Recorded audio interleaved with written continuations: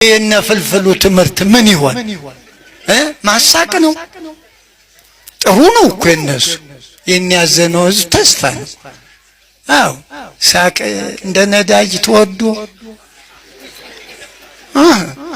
እውነቴን እኮ ነው አው ያስፈልገዋል ለዚህ ህዝብ ያው ለዚህ እንደው ደግ ህዝብ በእውነት ምን ክፉ ቀን ጣለበት እንደው ምንም ያልበደለው የዋሁ ህዝብ መከራም የሚቀበል የማይሰለች አሁን ለዚህ ህዝብ ይሄ መሆን ይገባዋል በእውነት እና ፍልፍሉ የመጡበት ይኖራል አይደል አዎ አንድ ልጃችን ወንድማችን ያው ሁሉም ያውቀው የዘላለም መታሰቢያ የሚል ሰምቻለሁ ትንሽ እንደዚህ ነው በዓለም መኖር እንደ ዘላለም አያችሁ ዛሬ ስንት ትልልቅ ሰው መታሰቢያ ሳይኖረው ቀርቷል ዘላለምን ዓለም ነው የኢትዮጵያ ህዝብ ውለታውን ከፈለው ለካ እንዲህ ነው እንደ አንድ ወጣት በእውነቱ አንድ ወጣት በቁመና ያደረገው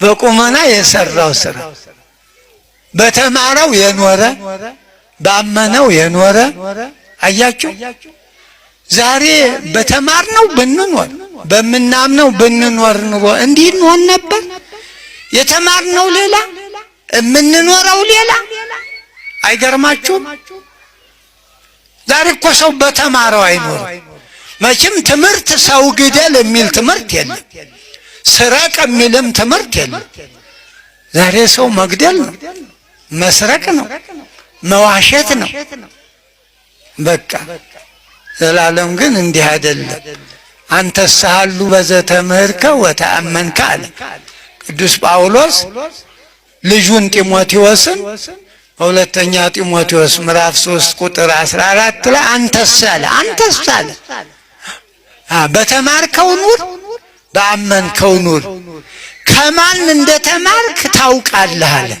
የሚገርም እኮ ነው ተአምር ማህበ መኑ ተምህርከ ከማን እንደተማር ከማን ተማር ነው ይሄን ክፋት እናንተ ማን ነው መምራች ከመቼ ወዲህ ነው የኢትዮጵያ ህዝብ እንዲህ አውሬ የሆነ መምህሩ ማን ሆኖ ነው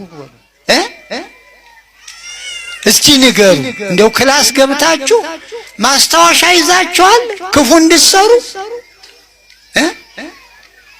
ከማን እንደተማርክ መጽሐፈ ቅዱሱን መጽሐፍ ዘይክል ህይወተከ በሃይማኖተ ኢየሱስ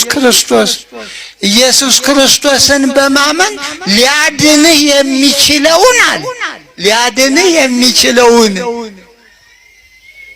ዛሬ በምን እንዳን እንግዲህ እኮ ሊያድነን የሚችለውን እየተማር ካላወቅን ምን እንማርስ እንደው መምህራችን ማን ነው አንድ እንዳንሆን ያደረገን በቋንቋ የለያየን ማን ነው መምህራችን እንደ ዩኒቨርሲቲ ገብተን ማስተዋሻ ያሳዙናሉ በጣም ያሳፍራል ዘመዶች ወላጆቻችሁ እንዲያስተምሯችኋል ሰው ጋር አትኑር አውሬውን ብለው አላስተማሩም እንዴ በተማራችሁበት ኑሩ ዶክተሮችም ዶክተር ሁኑ አዎ ዶክተር ሁኑ የሰውም ከሆናችሁ እንስሳም ከሆናችሁ በተማራችሁት የእጽዋትም ከሆናችሁ ጥሩ እኮ ነው ዛሬ ለሁሉ ሳብጀክት አለ ግን በተማረው መች ኖራል እንዴ ወታደሩስ በተማረው ወታደር ነው እንዴ ዛሬ አይደለም እኮ ኧረ ጉር ነው እንደው ምን ተዘራብን ነጋዴው ነጋዴ እኮ አይደለም የሚያታልል እንደው ምን አለ ንግድ ጥሩ እኮ ነው ባለው በህጉ በተመኑ ዋጋውቶ ዋጋውን እዚያ አርጎ ገዥ መጥቶ ሲያይ ጭቅጭቅ ሳይኖር ያን ፈልገውን ይዞ ከፍሎ ቢሄድ ምን አለ የኛ ገርገቢያ የአምስቱን ብር 30 ብሎ ይጀምራል ዋጋው 35 እኮ ነው ዋጋው ኋላ ስንት ነው 30 ይለዋል። ኧረ እባክህ ውረድ ይለዋል። አይ ያው ነው ይላል። ሌላ የለም። ደግሞ ሲዞር ቆይቶ ይመጣል። ስንት ነው አሁን? ያው ነው መልሱ፣ ያው ነው። ሌላ ሀገር እንደዚህ አለ። ምላጭም ዋጋዋ ተተምና ቁጭ ብላለች። ምላጭ ዋጋ ዝም ብሎ ይዞ ከፍሎ መህር ነው የሰለጠነ ዋጋ። ዋጋዋን ብቻ ገንዘብ መክፈል እንጂ ጭቅጭቅ የለም። ምን ሆነ? ተምረናል። ያልሰለጠን ሆነን ነው። ተምረንም ሌባ ሳንማርም ሌባ እንዴ! ተምረንም ውሸታም ሳንማርም ውሸታም እኮ። የመማሩ ምንድነው ትርጉሙ? ጎበዝ ያስቡት እንዴ! የመማሩ ትርጉም ያን ያህል ዓመት ደግሞ ያን ያህል ዓመት አዳገር እንዴት ይሻሻላል? ዶክተሩም ዶክተር ካልሆነ እንግዲህ እነ ፍልፍሉ ምን እንደሚሆኑ እንጂ እንደ የነ ፍልፍሉ ትምህርት ምን ይሆን? ማሳቅ ነው። ጥሩ ነው እኮ እነሱ የሚያዘነው ህዝብ ተስፋ ነው።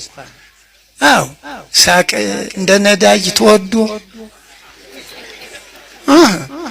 እውነቴን እኮ ነው። አዎ ያስፈልገዋል ለዚህ ህዝብ። ያው ለዚህ እንደው ደግ ህዝብ በእውነት ምን ክፉ ቀን ጣለበት።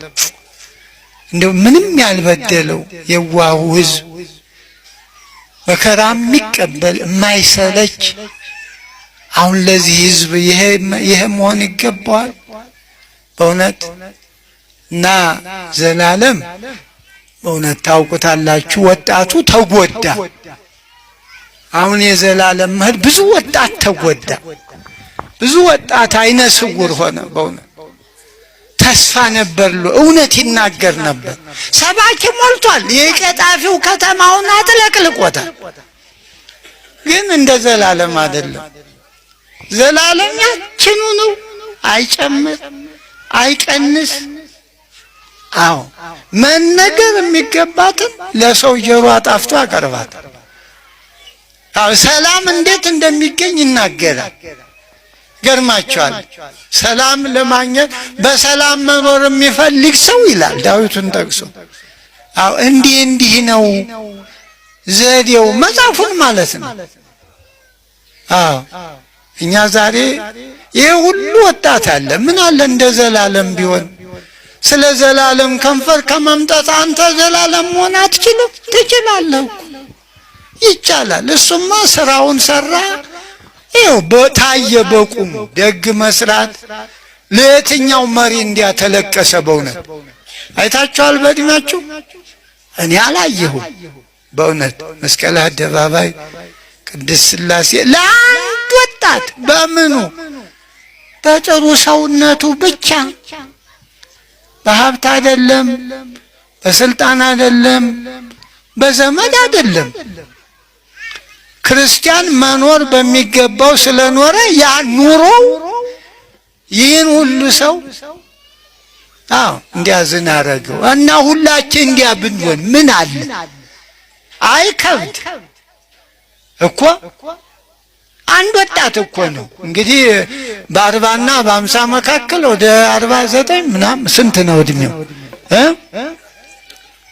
49 ትንሽ ናት። አሁን እኮ 80 ዓመት ያለው ሰው አለ፣ ምንም ቀባሪ የሌለው አለ፣ ምንም በቁሙ የሞተ እና ዘመዶች በእሱን ብንማርበት ምናል ይኸው እንማርበት። እኛም እኮ እኔም ዘላለም ነው አትሉም እንዴ? ኤልያስ እንደኛ ሰው ነው በሉ። ቅዱስ ያዕቆብ ኤልያስ ዘከማነ ሰብእ አለ። ኤልያስ እንደኛ ሰው ነው አለ። ሰማይን ዘጋ አለ። አያችሁ፣ ስንታመም ይታመማል፣ ስንራብ ይራማል። ዘላለም እንደኛ ሰው ነው፣ እንደሱ ልሁን አትልም ማለት ይገባል እኮ መሆን ይቻላል። ለምን ነው? እና እንግዲህ በጣም በእውነቱ እሱ የተማረ ነው። ነፍሱን ይማር አይባልም። ብዙ ሰው ያስማረ ሰው ለራሱማ በእውነት እንደ ሐዋርያት ባሉበት ቦታ ያለ ነው። እና ጥሩ ነው የራሱ መታሰቢያ ለደግ ሰው ማውጣት ማስተማሪያ። አሁን እኛ ማናውቀው ሰው ብዙ ይለወጣል እንዴ እኔስ እንደ ዘላለም ብሆን ይላል ይለወጣል። ደጋግ ሰዎች በህይወት ሳይሆን በሞታቸው ሁሉ ይለወጣሉ። ቅዱሳን በህይወት ካለው ከሞቱ በኋላ በሞታቸው ብዙ ሰው ይድናል። እና አሁንም በወንድማችሁ በልጃችን በዘላለም ህይወት መለወጥ ያስፈልጋል። በዓሉንም ማክበር ለሀገር በረከት ነው። አዎ የደግ ሰው መታሰቢያ ሲደረግ እግዚአብሔር ሀገርን ይባርካል ይባረካል። ከዚህ በተረፈ እንግዲህ ያው ነገሩ እንዳበዛው ይገባኛል። ቤተክርስቲያን ጀምራችኋል ነው የሚባል ቤት እንደሆነ አላየሁት።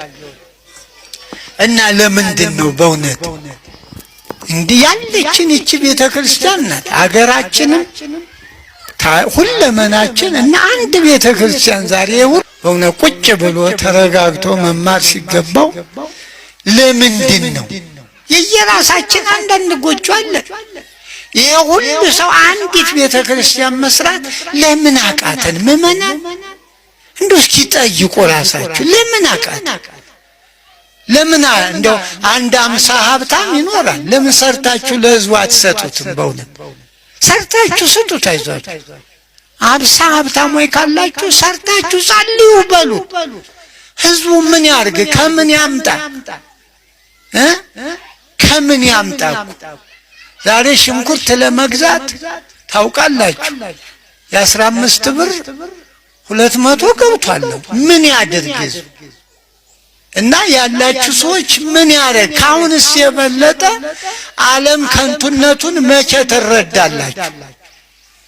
አየነው እኮ። እና እባካችሁ ቤተክርስቲያናችንን እንስራ። ታሪካችን ሁለመናችን እዚህ እኮ ነው። ብንሞት እዚህ፣ ብንደሰት እዚህ፣ ብናለቅስ እዚህ፣ ብንጽናና እዚህ፣ ብንጣላ የምንታረቅ እዚህ። እንዲህ ያለ ተቋም የት ይገኛል ጎበዝ?